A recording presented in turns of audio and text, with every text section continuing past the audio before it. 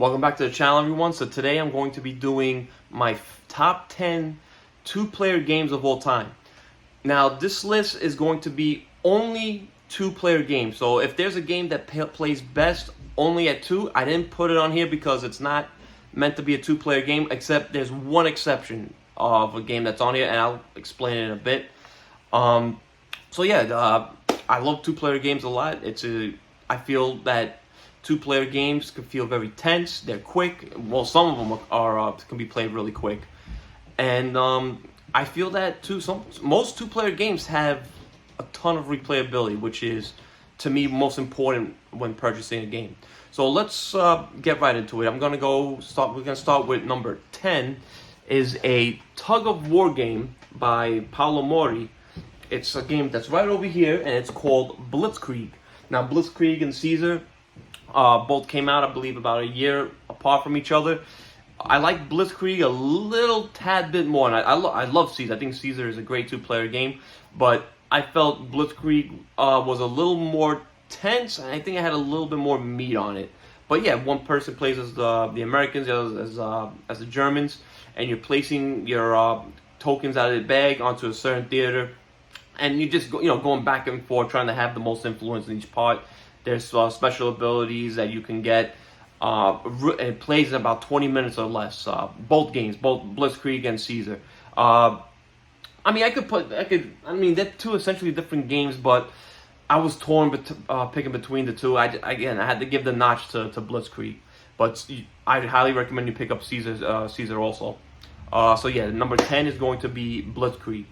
My number 9 is another similar tug of war, I guess. It's Airlandancy. This is the Spies, Lies, and Supplies expansion.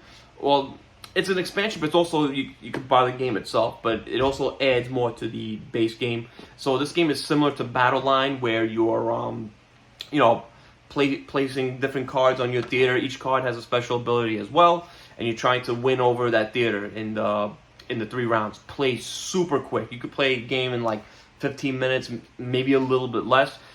I love Battle Line too, but Battle Line is 20 years old. It still hits the table, but I do like Airlandancy a little bit more just because of how quick it is, and I like how now with the Spies, Lies, and Supplies expansion, you can mix those cards together, which is awesome. That's gonna be my number 9, Air, Land, and Sea. Also the Spies, Lies, and Supplies expansion. I consider them one whole game. My number 8 is gonna be a game I reviewed a few months ago. That's right over here. It's called Mob Big Apple. So Mob Big Apple is a 2-player worker placement bluffing game. A little bit of area control where your rival gangs during the Prohibition era, and you're secretly placing these tokens on each area that represent your not spies, but I guess you could say they're like spies or secret henchmen. They don't know how many are at that location, and you're attacking other players with drive-bys and stuff. You're attacking them at their location, ones that are in the cars. It plays very quickly. It plays about 30 minutes if everybody knows what they're doing. For me, I felt it was a nice, tense game, 2-player experience. At first, I actually didn't like it, but that was because we messed up a rule in the rule book. And once we got that rule jam down pretty quickly, it changed the game overall. Mob Big Apple, a 2-player game that highly recommend you guys check out. My number 7 is a game that I recently reviewed not too long ago called Fire and Stone, Siege of Vienna. This is a 2-player war game where one player is the Austrians and the other player is the Ottoman Empire. And the Ottoman Empire is trying to take over the Austrian city. The Austrians are trying to defend themselves and last 5 rounds. Really fun war game. I would consider it a gateway war game, but I don't want to go as far as saying that it's a simple game. The rules are very well done in this book.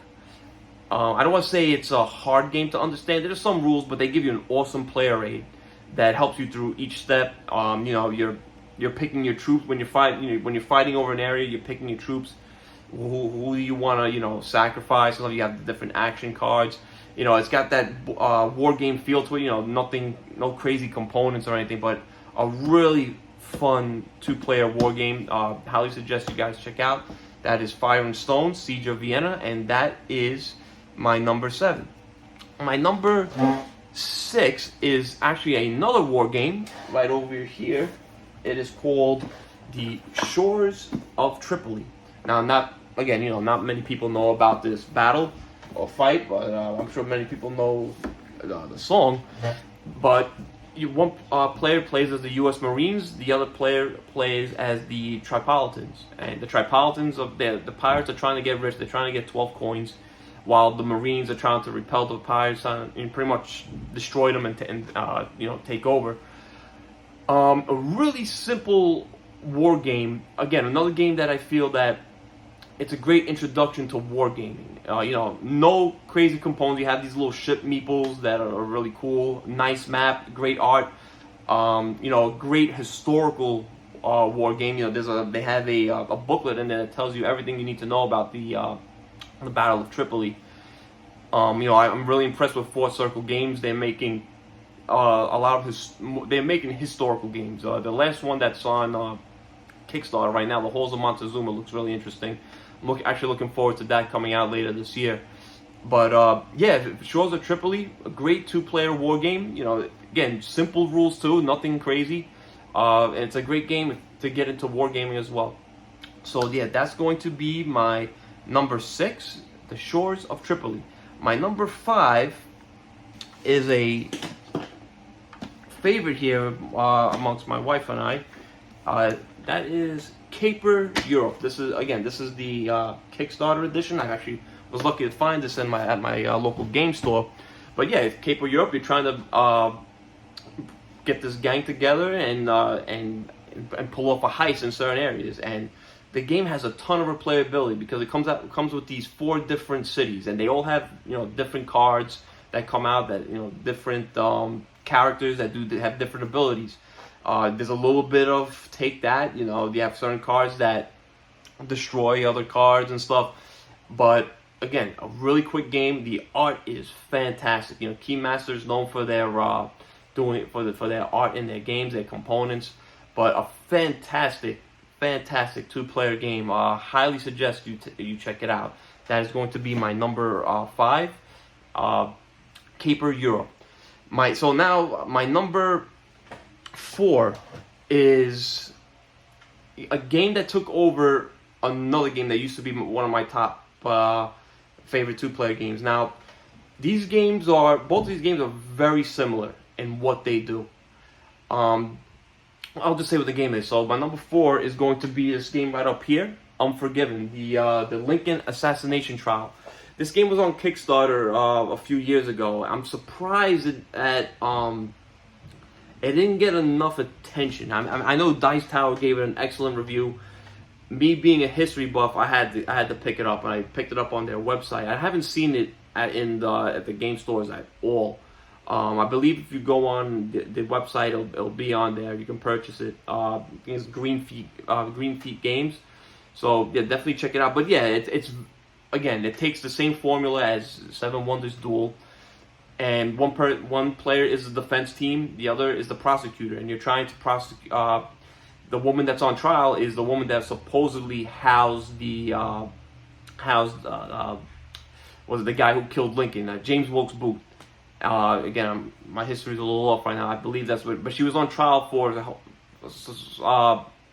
like supporting him or something. And to this day, there's controversy as to whether she should have been tried and executed, which she was. So again, one player plays as the defense, the other as the prosecutor, and you're going back and forth collecting different evidence. And like similar to Seven Wonders Duel, you have this track that goes back and forth depending on what cards you put in front of you, and if it ever gets to your side, that player wins. I guess you could say Seven Wonders Duel has more for it because of the expansions. But being such a history buff and the art, everything, the components in this game, I enjoy this game a lot more. And me being an ancient history buff too, and I love the ancient theme, the Egyptian themes that Seven Wonders Duels has. For some reason, I still like Unforgiven a lot more, and just me personally, I think it's a better game. But yeah, definitely game you should check out. That is Unforgiven. That is my number 4. My number 3. So this is the game I was talking about. That because it can be played up to 4, but I believe it's teams. I will never play it with more than 2. I have the box over there laying around somewhere, but I'll just grab my rare little Bruce Lee one. So this is gonna be Unmatched. I have Cobble and Fog. I have for King and Country and Brains and Brawn coming in soon, hopefully soon.